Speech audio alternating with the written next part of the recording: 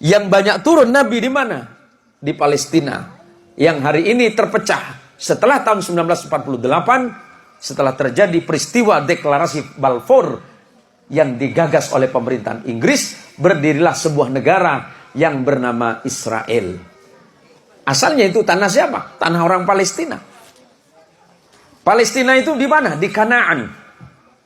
Dalam perjanjian lama disebut dengan Filistin. Di Palestina itu mayoritas Muslim. Apa yang menjadi pangkal persoalan? Perang sampai puluhan tahun. Cekcoknya 3000 tahun. Biar jelas semuanya. 3000 tahun Israel itu tidak pernah damai. 3000 tahun. Dari mana kita menghitungnya? Setelah negara Israel didirikan oleh Daud alaihissalam. Maka hari ini yang dipakai menjadi bendera negara Israel itu the Star of David, bintang Daud. Karena mereka berkeyakinan bahwa di Masjidil Aqsa yang berdiri hari ini, disitulah dulu pernah ada tempat ibadah yang dibangun oleh Sulaiman alaihissalam yang bernama Haikal Sulaiman. Apa yang direbut? Tanah Palestina. Kenapa direbut? Karena disitulah pernah ada puluhan ribu para nabi. 3 kitab suci turun di situ. Apa? Taurat turun di situ, Injil turun di situ, Zabur turun di situ. Ada puluhan ribu nabi di sana. Tapi yang dibunuh oleh Bani Israel itu ada 400 nabi yang dibunuh oleh kaumnya sendiri. Saking kejamnya Bani Israel itu. Nah kemudian, kenapa Masjidil Aqsa itu punya posisi penting di umat Islam? Pertama, peristiwa Isra dan Mi'raj. Isra Nabi dari Makkah Al-Mukarramah ke Masjidil Aqsa. Dari Masjidil Aqsa itu Nabi naik atau Mi'raj.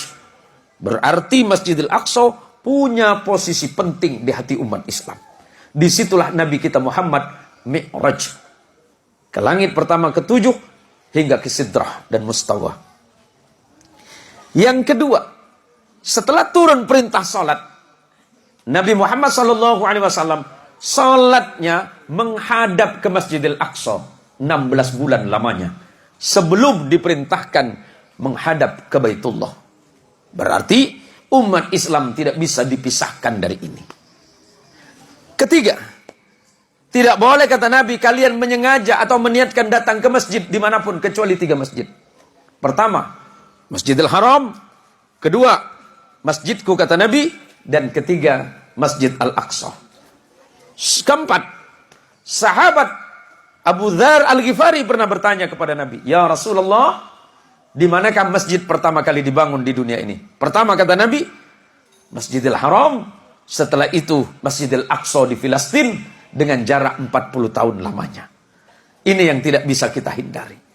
Konflik yang terjadi hari ini sebenarnya bukan konflik baru. Di tanah Israel itu sudah 3000 tahun terjadi pergolakan luar biasa. Dan di antara umat Islam, kenapa kemudian hari ini menjadi konflik agama antara Islam dan Yahudi? Karena di Palestina yang tanahnya tinggal 5% yang dirampas oleh Yahudi. Tanahnya tinggal 5%, Pak. Mayoritas Arab Islam. Kenapa saya menyebut Arab Islam? Karena ada Arab Kristen, Pak. Yahudi ada dari bangsa Arab, Yahudi masih banyak. Bahkan hari ini di tanah Arab itu banyak orang Arab yang tidak punya agama. Yang disebut dengan kaum Dahriyin. Orang-orang ateis banyak di sana. Palestina itu mayoritas Muslim. Tetapi di dalamnya juga banyak beragama Yahudi. Dan Kristennya juga banyak. Di Gaza, yang sering kita sebut dengan Gaza, di situ tempat lahirnya imam besar kita, madhab kita, Imam Syafi'i. Beliau lahir di situ. Di Israel, sebuah negara yang 9 juta penduduknya itu mayoritas Yahudi, tetapi ada Islam, Kristen juga ada. Jadi ini konflik yang aneh. Kalau dibilang konflik agama, bisa ya, bisa tidak. Kenapa? Karena yang diserang oleh Yahudi, di dalamnya juga ada Yahudi. Yang diserang oleh Hamas, di situ ada daerah namanya Ashkelon. Dalam bahasa Arab disebut dengan Asqalan. Tempat lahirnya Imam Ibnu Hajar al-Asqalani, penulis kitab Syarah Fathul Bari, yang beliau mensyarahkan kitab Sahih Bukhari. Biar jelas sejarahnya. Bagaimana simpati kita umat Islam? Kita doakan kepada Allah, mudah-mudahan konflik ini segera berakhir. Mudah-mudahan saudara kita yang muslim, yang wafat dari kemarin, Allah jadikan orang-orang yang syahid di jalan Allah Subhanahu wa ta'ala. Dan seluruh dunia hari ini harus bersama-sama menolak kekerasan atas dasar apapun. Apalagi itu terhitung sebagai genosida, pemusnahan etnis yang sangat luar biasa. Kita bersedih.